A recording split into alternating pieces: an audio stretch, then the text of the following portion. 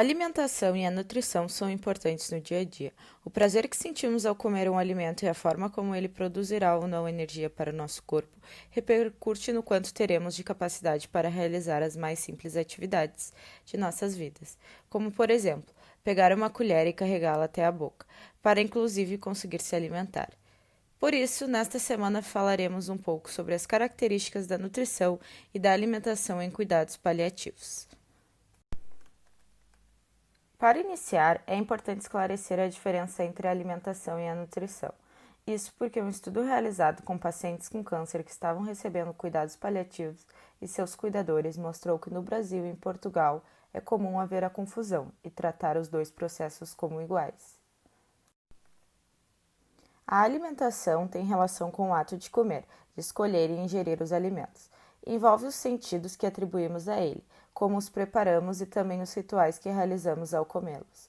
Por exemplo, comer em uma mesa com a família ou comer sentado na frente da televisão são relações diferentes que temos com os alimentos, os objetos, o ambiente e as pessoas durante a alimentação. Já a nutrição tem a ver com os processos que ocorrem no nosso corpo para extrair a energia dos nutrientes dos alimentos que comemos, como vitaminas, gorduras, proteínas, entre outros, para garantir o funcionamento do organismo. Se alimentar tem importante papel social, religioso, biológico e simbólico na maioria das culturas, visto que famílias, colegas e amigos, quando se reúnem, compartilham alimentos para celebrar o encontro. Assim, a alimentação não é apenas comer um alimento para ganhar energia, é também um momento de relacionamento consigo mesmo, com sua família e amigos. Comer ou beber algo provoca a sensação de prazer, pela possibilidade de decidir e sentir o gosto do que gostamos. Em cuidados paliativos, especialmente na fase inicial, a alimentação pode ser positiva. Ela ajuda a controlar os sintomas da doença ou outros que podem surgir a partir dela, como, por exemplo, ela pode melhorar o cansaço, a manutenção da pele, evitar feridas, evitar desidratação, reduzir a ansiedade, aumentando o conforto emocional e a autoestima. Ainda em cuidados paliativos, mas na fase final da doença e da vida, a alimentação deve ser entendida como um momento de prazer e de conforto. Não é prioridade a quantidade de alimento, mas sim os encontros e a sensação de bem-estar que ela pode proporcionar. Quando a pessoa apresenta uma doença grave que ameaça a vida, é comum a presença de alterações no seu peso. Isso pode acontecer devido ao avanço da doença, que exige uma energia ainda maior do corpo, o que resulta em fraqueza física e emocional, já que a pessoa perde pouco a pouco o controle sobre o próprio corpo. Essa situação pode provocar medo e insegurança, tanto nos pacientes quanto nos seus familiares. Nessas situações, as decisões sobre o tipo de suporte em relação à alimentação e à nutrição devem considerar, principalmente, as preferências e expectativas do paciente, e quando esse não puder se expressar, as da família. Também é preciso levar em conta a fase da doença e o tempo de vida estimada que a pessoa ainda tem. Para isso, os profissionais avaliam alguns aspectos, são eles: os sintomas que a pessoa apresenta, tais como um grande emagrecimento, continuidade da perda de peso, cansaço, dificuldades para engolir água e comida, sensação de se sentir satisfeito com um alimento de maneira muito rápida e secura na boca. Exames laboratoriais, alterações em certos exames laboratoriais, como aqueles que avaliam a albumina, que é um tipo de proteína, podem demonstrar deficiência na capacidade do corpo de absorver nutrientes. Realização de atividades diárias. Se avalia o quanto a pessoa consegue, sozinha, se vestir, se alimentar, caminhar, tomar banho, permanecer acordada e conversando. Quando se avaliam essas condições e se identificam alterações, os profissionais de saúde realizam intervenções para dar suporte ao paciente, já que ele não consegue suprir as necessidades de nutrientes que seu corpo precisa com a quantidade de alimento que se consegue comer. Esse processo é conhecido como suporte nutricional, e o nutricionista é o profissional fundamental para que ele ocorra da melhor forma possível. Antes de qualquer indicação de suporte nutricional, os profissionais consideram o que já apresentamos, além de fazerem uma avaliação específica. Essa avaliação deve ser realizada de acordo com a expectativa de vida da pessoa e o ambiente de cuidados em que ela se encontra. Assim, quando se espera que a pessoa viva em torno de 90 dias ou mais e esta está internada no hospital, deve-se avaliar durante a internação todos os dias o quanto a pessoa está comendo e os sinais e sintomas que ela apresenta. Em casa, é necessário que seja avaliada a cada 15 dias ou conforme o agendamento dos profissionais que a acompanham. Se a expectativa for de que a pessoa viva menos de 90 dias, ou seja, se ela está em fase final de vida, deve-se avaliá-la todos os dias, com foco nos sinais e sintomas que ela apresenta. Atenção! É importante considerar esse tempo estimado de vida, pois o foco dos cuidados com a alimentação irão variar de acordo com o período que a pessoa está vivendo. Além da entrevista com o paciente para compreender seus hábitos alimentares, existe uma ferramenta que também auxilia na avaliação. É a avaliação subjetiva global produzida pelo próprio paciente, a SGPPP. Essa ferramenta é validada e recomendada em cuidados paliativos. A ASGPPP é um questionário respondido pelo próprio paciente. Para determinar o estado nutricional do paciente, são avaliados perda de peso, mudança no consumo de alimentos, falta de apetite, ânsia de vômito, dificuldades para engolir, presença ou não de dificuldades para caminhar, levantar da cama, se mexer ou ficar muito tempo deitado na cama, e o exame do corpo. Após o paciente responder as opções que ele considera que se aplicam para ele, o médico, o enfermeiro ou o nutricionista colocam a pontuação de cada item, conforme uma tabela de regras para a pontuação.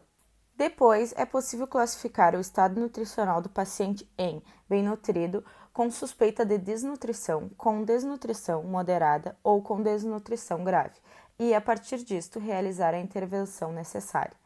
Vale lembrar que também é importante perguntar quem é o responsável pelo preparo dos alimentos, para saber o quanto o paciente consegue se alimentar sozinho, ou se ele depende de alguém.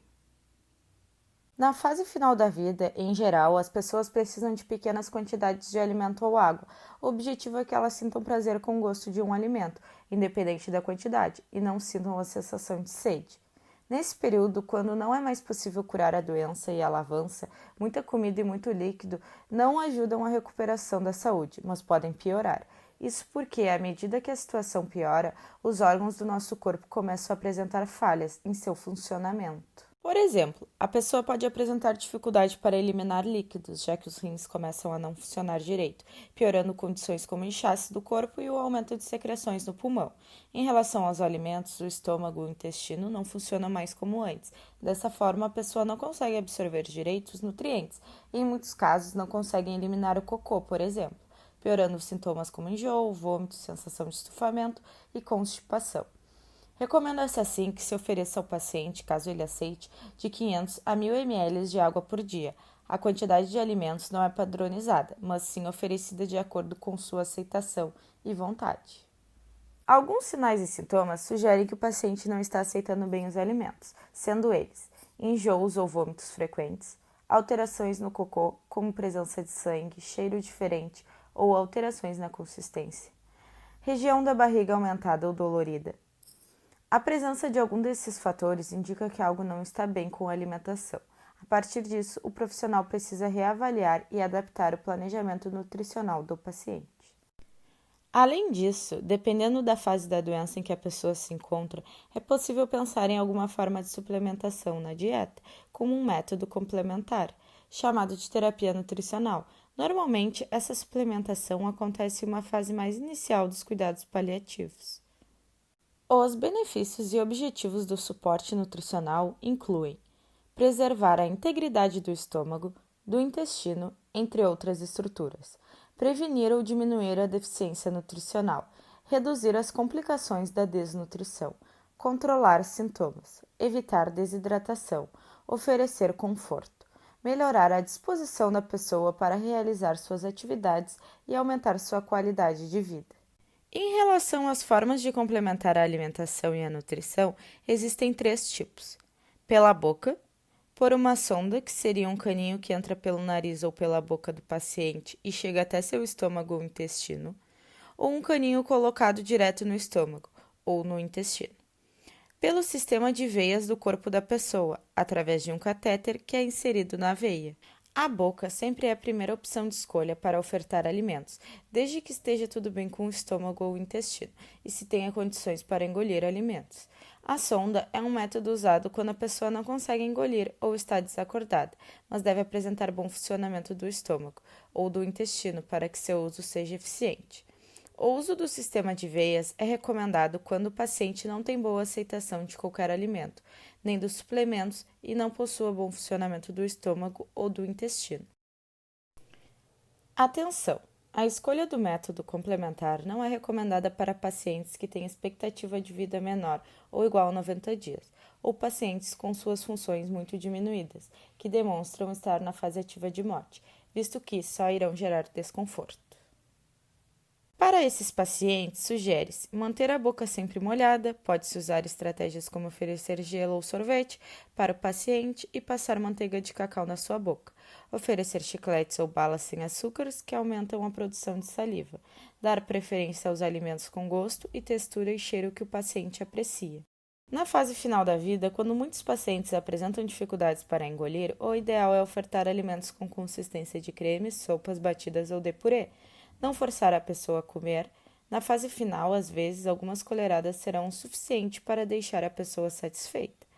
Propor pequenas quantidades de comida apresentadas de maneira agradável, em um prato que torne atraente, podendo ser repetida em diferentes momentos do dia, quando a pessoa sentir vontade. É importante lembrar que a quantidade de comida não muda o tempo de vida que a pessoa tem. Ofertar a comida com uma temperatura morna ou mais fria, pois ajuda a diminuir o enjoo pelo cheiro. Evitar alimentos com cheiro muito forte, como couve ou cebola. Utilizar temperos como salsinha ou cebolinha para realçar o sabor de cremes e sopas, de forma a estimular o paladar.